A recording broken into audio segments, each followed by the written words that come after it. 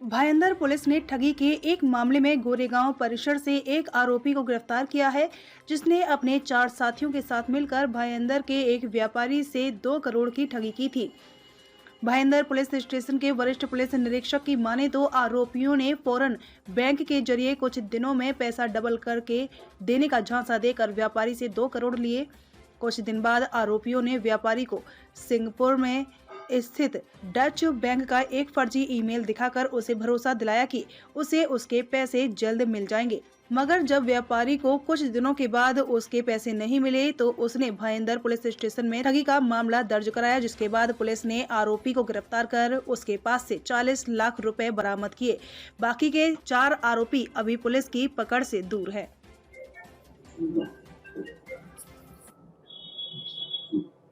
Sir काय सांगाल, एक ऑनलाईन फसवणुकीचा गुन्हा तुमच्याकडे दाखल आहे, आरोपीला अटक करण्यात आली, एकूण काय प्रकार?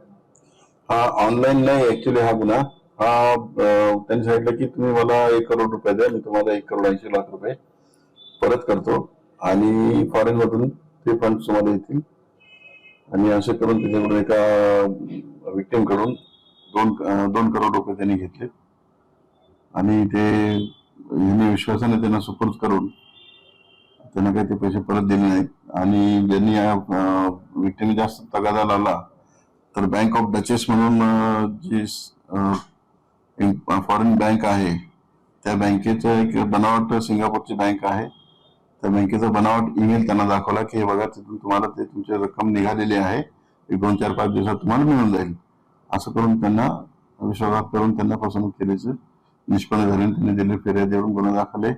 1 आरोपी अटक आहेत. रिकव्हरी करण्यात आली आहे साधारणतः 40 ते 44 लाख रुपये आम्ही रिकव्हर केलेले आहेत.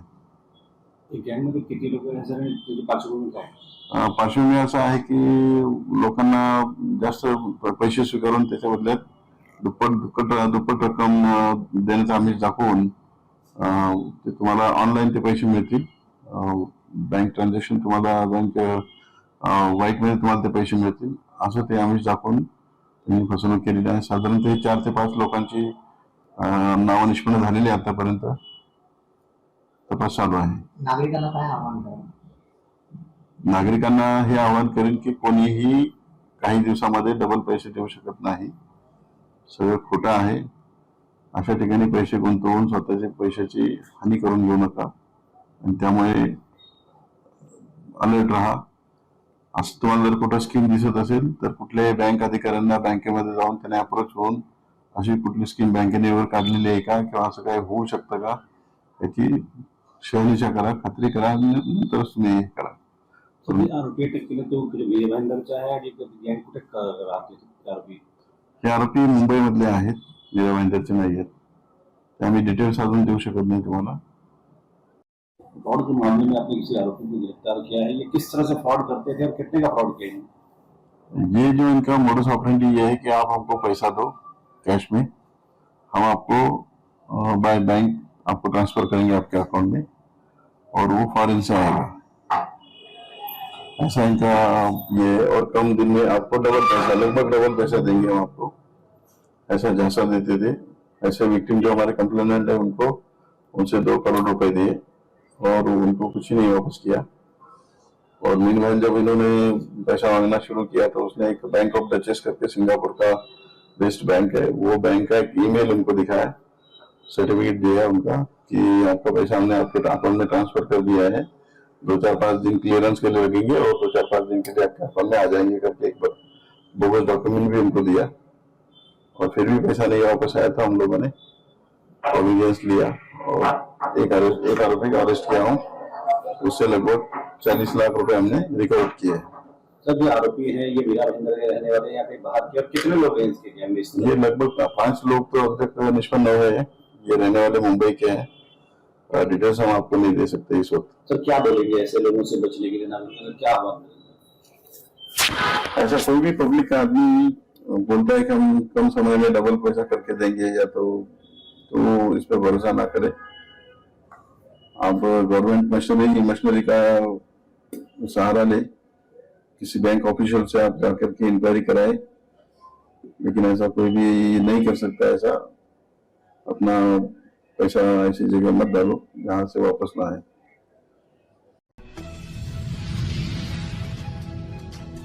मुंबई के कांदिवली पूर्व ठाकुर विलेज में प्रधानमंत्री नरेंद्र मोदी के 100वें मन की बात कार्यक्रम का आयोजन किया गया।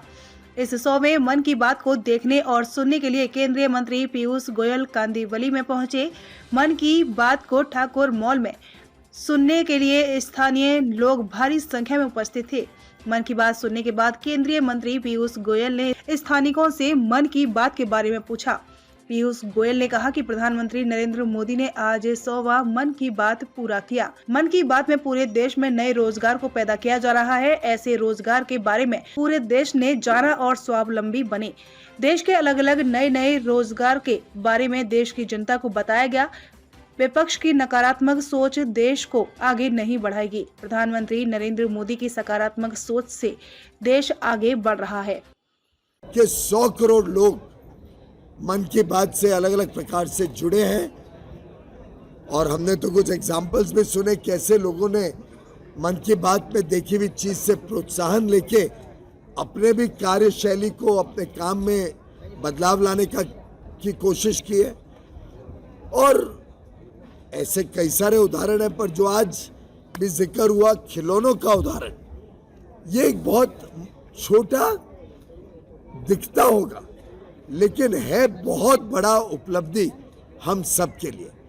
हमने सबने ये चिंता अलग अलग समय पे व्यक्त की है। हमारे मीडिया के मित्रों ने भी इस बात को कई बार उजागर किया कि विदेश से टॉयज, विदेश से खिलौने भारत की मार्केट में आके पूरी तरीके से भारत के उत्पादन को, डोमेस्टिक मैन्युफैक्चरिंग को ध्वस्त कर दिया और ऐसी स्थिति हो गई थी कि भारत एक प्रकार से पूरी तरीके से निर्भर था विदेशी खिलौनों पर।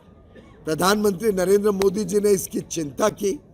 प्रधानमंत्री जी ने अलग अलग प्रकार से इसके बारे में कई प्लेटफॉर्म्स पे चर्चा की। मन की बात पे भी लोगों से आह्वान किया कि वो भारत में बने हुए खिलौने इस्तेमाल करें। क्वालिटी कंट्रोल ऑर्डर लाया गया सरकार द्वारा, जिससे सिर्फ गुणवत्ता वाले टॉयज़ भारत में बेच सके, जिससे जो एक सस्ते और ख़राब क्वालिटी के टॉयज़ विदेश से आते थे उसको रोक लगा पाए हम। और देखते ही देखते एक जन आंदोलन बन गया और उस जन आंदोलन के तहत हमने देखा कि जो खिलौने विदेश से आते थे वो 70% उसमें कटौती हो गई। शायद आगे चल के ख़त्म ही हो जाएगा विदेशी टॉयज़ का मामला। और भारत में जो टॉयज़ बनते हैं, जो खिलौने बनते हैं, वो आज निर्यात होता है और लगभग 3000 करोड़ से अधिक के खिलौने आज भारत से एक्सपोर्ट हो रहे हैं। कितने हजारों लाखों लोगों को इसमें रोजगार मिल रहा है। किस प्रकार से देश की जो ज़रूरतें हैं उसको पूरा कर रहे हैं। एक आत्मनिर्भर भारत के निर्माण करने में, एक आत्मविश्वास से भरे हुए देश के विकास यात्रा में हमारे सभी लोगों को नए के माननीय प्रधानमंत्री, देश और विश्व के सबसे लोकप्रिय नेता माननीय श्री नरेंद्र मोदी जी ने अपने 100वें मन की बात का प्रसारण देश और विश्व के सामने रखा।